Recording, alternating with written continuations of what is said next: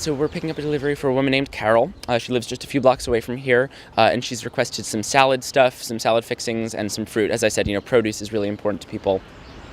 I got started with Invisible Hands about 6 weeks ago, thinking, how can I help out in this world that feels so bad all the time, and how can I try and add some good into it? That spirit of tikkun olam that resides within all of us. Invisible Hands is also a service of connection that we're able to offer one another.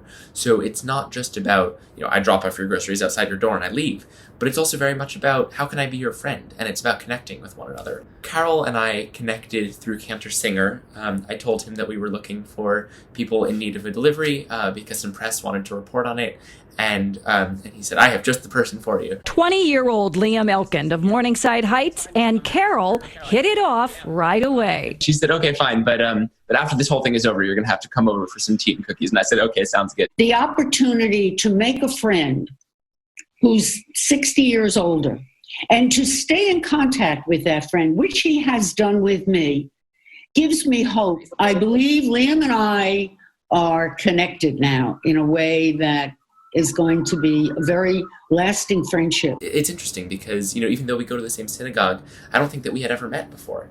And yet, somehow, during this age of social distancing, we were able to become friends and realize, oh my goodness, we go to the same synagogue and, we have so much in common. I've been a part of the Stephen Wise community for as long as I can remember. I was 8 years old for my brother's bar mitzvah, and I've, been going to Hebrew school since I was in elementary school.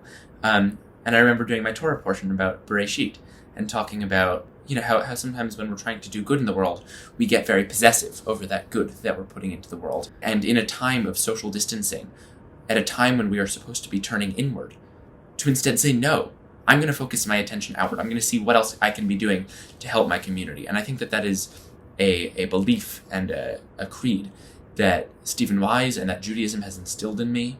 It has reminded me that we can be our best selves at our lowest points. Stephen Wise has always been about pulling together. And at a time like this, when it feels like the world is pulling us all apart, we need to pull together now more than ever. And by pulling together, we pull through. And that's why it's so important to support Stephen Wise Free Synagogue this spring. Stay safe, stay healthy, stay home, and I'm looking forward to seeing you all soon.